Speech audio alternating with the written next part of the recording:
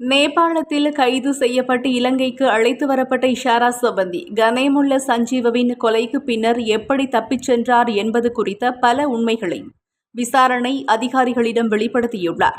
இதன்படி கொலை சம்பவத்திற்கு பிறகு 2 மாதங்களுக்கும் மேலாக மத்துகம மற்றும் தங்காலை பகுதிகளில் தான் மறைந்திருந்ததாக இஷாரா சவந்தி தெரிவித்துள்ளார். திட்டமிட்ட குற்றவாளியான கனேமுல்ல சஞ்சீவவின் கொலையின் முக்கிய சந்தேக நபரான இஷாரா சவந்தி இலங்கை போலீஸ் அதிகாரிகள் நேபாள போலீசாரோடு இணைந்து நடாத்தப்பட்ட சிறப்பு நடவடிக்கையின் போது நேபாளத்தில் கைது செய்யப்பட்டார். அதன்படி உதவி போலீஸ் கண்காணிப்பாளர் ரோஹன் ஒலுகல்ல மற்றும் 4 அதிகாரிகளால் சந்தேக நபர்கள் அனைவரும் இலங்கைக்கு அழைத்து வரப்பட்டனர். அழைத்து வரப்பட்ட அனைவரும் சிறப்பு பாதுகாப்பின் கீழ் பல போலீஸ் குழுக்களிடம் ஒப்படைக்கப்பட்டனர்.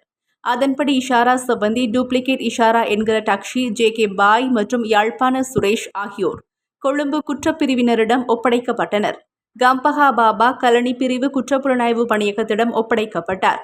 அதே நேரத்தில் நுகேகொட பாபி மேற்கு தெற்கு குற்றப்பிரிவிடம் ஒப்படைக்கப்பட்டார். உதவி போலீஸ் கண்காணிப்பாளர் ரோஹன் ஒலுகல்ல மற்றும் கிஹான் சில்வா ஆகியோர் அக்டோபர் 10ஆம் திகதி தொடர்புடைய நடவடிக்கைக்காக நேபாளம் சென்றிருந்தனர். நேபாளத்திற்கான துணை தூதர் ஷமீரா முனசிங்கவும் அவரது கணவரும் தேவையான அனைத்து வசதிகளையும் வழங்கியுள்ளதோடு அந்நாட்டு போலீசாரையும் தொடர்பு கொண்டுள்ளதாக தெரிவிக்கப்படுகிறது. அதைத் தொடர்ந்து உள்ளூர் புலனாய்வு அதிகாரிகள் நடவடிக்கை எடுத்து மற்றொரு தரப்பினர் மூலம் ஜே.கே. பாயை கைது செய்தனர். இஷாராவை பற்றி ரோகன் ஒலுகல்ல அவரிடம் கேட்டபோது அவர் தனக்கு எதுவும் தெரியாது என்று கூறினார். ஆனால் போலீசார் இஷாராவின் தொலைபேசி எண்ணை அவரிடமிருந்து பெற்றுள்ளனர். அதன்படி மேற்கொள்ளப்பட்ட விசாரணையின் போது இஷாரா தங்கியிருந்த இடம் கண்டுபிடிக்கப்பட்டது. மேலும் ஒலுகல்லவும் மற்றைய போலீஸ் அதிகாரியும் அவரது வீட்டிலிருந்து சுமார் 5 வீடுகள் தொலைவில் தங்கியிருந்து விசாரித்ததாக சொல்லப்படுகிறது. அந்த இடத்தில் நேபாள போலீசார் நடத்திய விசாரணையில் இந்தியாவின் பெங்களூரிலிருந்து வந்த தமிழினி என்ற பெண் சம்பந்தப்பட்ட 2 மாடி வீட்டின் மேல்தளத்தில் வாடகைக்கு தங்கியிருந்தது தெரியவந்தது. இதற்காக அவர் மாதத்திற்கு 6000 ரூபாய் நேபாள பணத்தை செலுத்தியுள்ளார் என்பதும் தெரியவந்துள்ளது. மேலும் இஷாரா சவந்தி தமிழினியாக தன்னை காட்டிக்கொண்டது தெரியவந்தது. அனைத்து தகவல்களையும் சரிபார்த்த பிறகு நேபாள போலீசாரோடு சம்பந்தப்பட்ட இடத்திற்கு சென்ற ஒலுகல்ல உள்ளிட்ட அதிகாரிகள் கீழ்த்தளத்தில் தங்கி இஷாராவை கைது செய்ய மேல் மாடிக்கு அனுப்பப்பட்டதாக தெரிவிக்கப்படுகின்றது. அதன்படி நேபாள போலீசார் இஷாராவை கைது செய்த போது அவர் எந்த எதிர்ப்பும் காட்டவில்லை. பின்னர் ரோஹன் ஒலுகல்ல இஷாரா சவந்தி இருந்த இடத்திற்கு சென்றுள்ளார். பின்னர் ஒலுகல்ல உங்களுக்கு தேவையானதை எடுத்துக்கொள்ளுங்கள் என்று கூறினார். இதன்போது சவந்தி, ஐயா, எனக்கு இந்த நாடு சலிப்பாக இருக்கிறது என்று கூறியதாக கூறப்படுகிறது. விசாரணையின் போது கனேமுல்ல சஞ்சீவ கொலை செய்யப்பட்ட பின்னர் சுமார் 1 மாதம் மத்துகம பகுதியில் உள்ள ஒரு வீட்டில் பதுங்கி இருந்ததாக இஷாரா தெரிவித்தார். பின்னர் பத்மேவின் அறிவுறுத்தலின் பேரில் மித்தனிய பகுதிக்கு சென்று சுமார் 1 மாதம் அங்கேயே தங்கியிருந்தார் என்றும் பெக்கோ சமன் அதற்கு தேவையான அனைத்து ஏற்பாடுகளையும் செய்திருந்தார் என்றும் தெரியவந்துள்ளது.